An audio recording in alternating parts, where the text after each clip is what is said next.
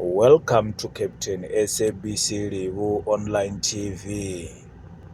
Vhopiti vho fhiwa tshikhala tsha uri kha vha ḓi ambele uri ndi nga mini vha tshi khou ṱoḓa u bviswa nga beili. Nṱhani ho ḓi ambela vho mbo ḓi sema madzhisiṱiraṱa vha ri Vuzi, Mia Mia, Muhulivhane.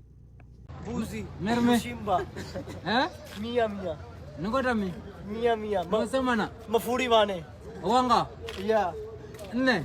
Mafurivane, Nena. yeah, Ne derera di. No Mafurivane, dapana no danzema. Mia Mia, Mushimba, Vuzi, Chinushano, Ne.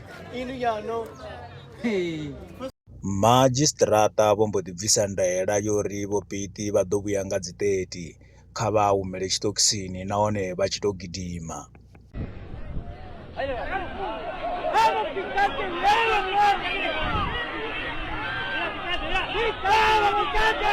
Mubveledzi Rendi na Vho Tshimange vha ri kha ri thome ri dali mavhengeleni ri a vhuya ri tshi bvela phanḓa.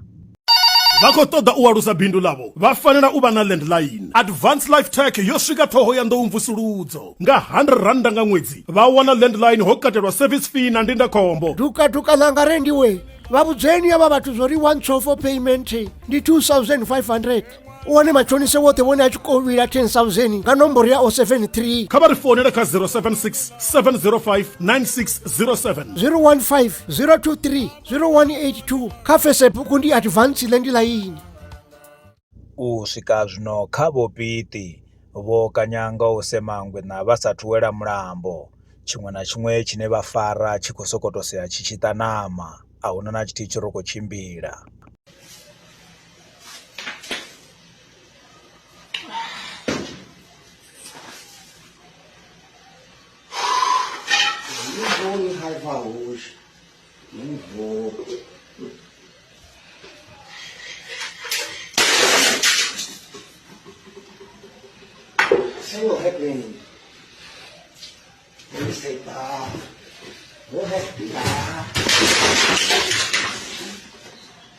Huna vidiyo ye ya vhonala ya musanda vha tshi khou ri vhone vho shanduka vha tshi ri a vha tsha ita education fashionable zwa zwino vha khou ita bele na thanele fashionable.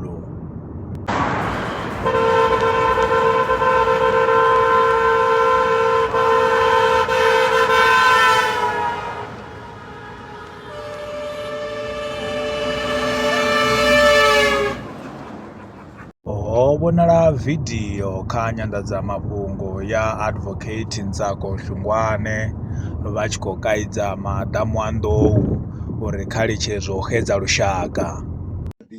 Unless otherwise ndi tshi vhudzisa vha kona u nṱalutshedza. Yeah. Tsha vhuvhili kha zwa mulayo ri khou tea u vha ri tshi khou ḓivha English nga vhuphara. Hu si ni ḓaḓe didodo a hu dzheni vha tshi vho ḓaḓawe hafhaḽa. Yeah, dzi vha dzi khou vhuya nga Ngo maanḓa. vhona ya arali zwino u soko pfesesa luambo ene u sa vhudzisi wa ḓi ita muthu ane a vha na nḓivho. Yeah. Zwo to tea uri u tshi bvela nnḓa u ḓo ripeta mazwifhi kha vhathu. Yeah, And that's u right. xedza lushaka is very bad. Yeah. Mafhungo nga vhuḓalo ri vha vhuyelanaho zwenezwino musi vhopiti vha tshi vhuya nga dzi 30 hu si tsha rothola. Ndaa.